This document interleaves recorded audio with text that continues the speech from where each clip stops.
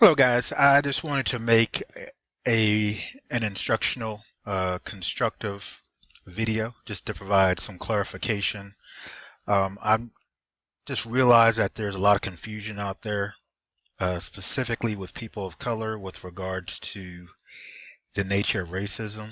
I've determined that racism and white supremacy are synonymous. They're actually synonyms.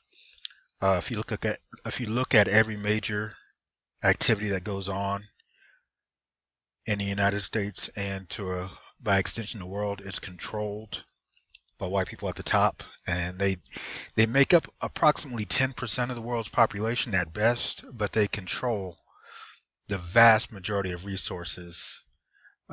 This isn't by accident. So if there are people of color who are confused or think that things just happen by happenstance, I just want to make some clarification on what I've discovered fairly recently.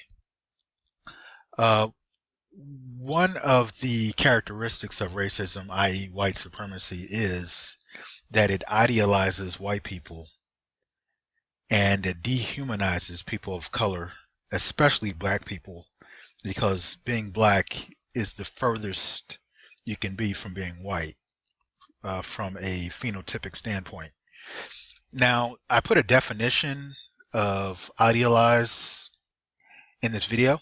Idealize is to regard or represent as perfect or better than in reality. And I think a perfect case study is the picture of the young man over on the right. He is the Stanford swimmer. I'm not going to use his name, just because I really don't care to do that. But he was known as the Stanford swimmer in a lot of media stories and videos. The fact that he was even referred to as a Stanford swimmer instead of the Stanford rapist, because he was convicted of actually raping a woman who was inebriated to the point of where she lost consciousness, and he raped her outside by a trash, by a trash dumpster, and was caught. And he received a very, very light sentence. In fact, he was released, I believe, fairly recently, serving only 3 months. I think it stands to reason that if it was anybody that was not white, there's no way they would have received such a light sentence. The judge was able to empathize with him directly, thought that he had a lot of potential. Therefore, he didn't see him as a human being who committed a crime. He idealized him.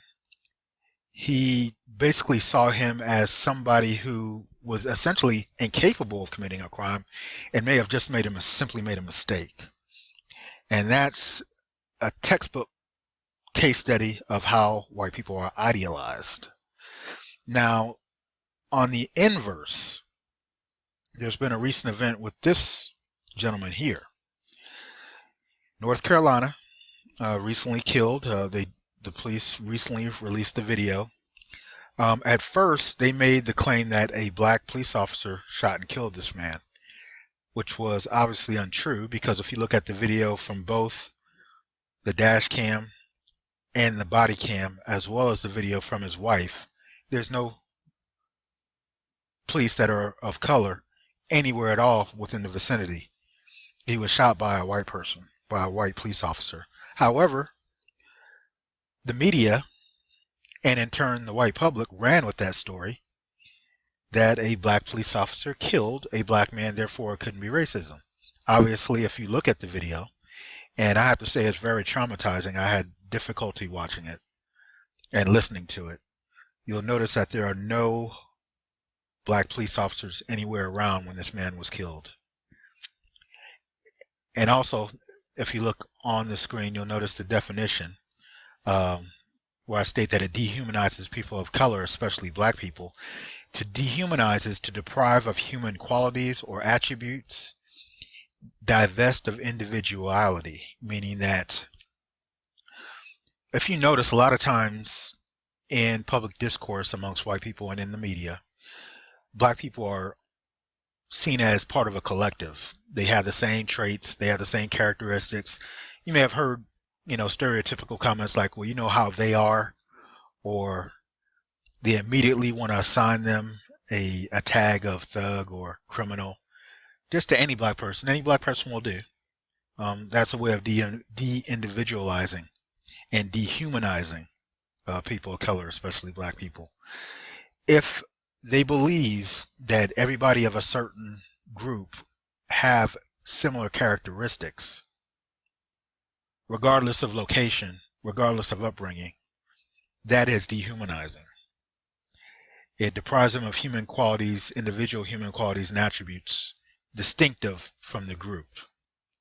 So that makes it easier to commit atrocities to people that are dehumanized, because it basically states that they're not human because they don't have these traits, and it makes it easier for them to be killed and easier to justify their killing. And if you notice, I don't believe there's ever been a situation of a person of color getting killed where you didn't see a litany of white people justifying their murder.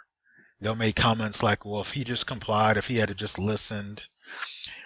They give the benefit of the doubt, again, idealizing the white police officers, that what they're doing is virtuous and that they're incapable of lying or misleading or being deceptive. Now, to think that a human being is incapable of being deceptive is not realistic. To think of a human being as not being able to be anything other than honest is not realistic. Every person is capable of being deceptive and of being dishonest. However, it's almost heresy for white people to think of other white people that way in a public forum. They will never not give the police the benefit of the doubt. They assume everything they say is true and honest. They never are willing to believe that they're incapable of doing anything other than what's virtuous, which essentially idealizes the police. Now, there's been several cases, and you can look on YouTube, where police have planted drugs. They've shot people that are unarmed, non-provoking.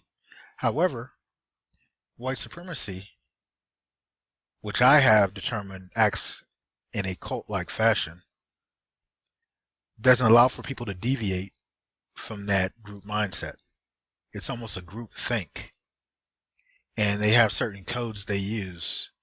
The code is, one of the main codes is, they don't talk about racism and they don't acknowledge racism. Because to acknowledge it means that you know something is wrong, and if you are in fact virtuous, you're almost compelled to do something about it. But to not acknowledge it, to be in denial, allows for it to continue unabated.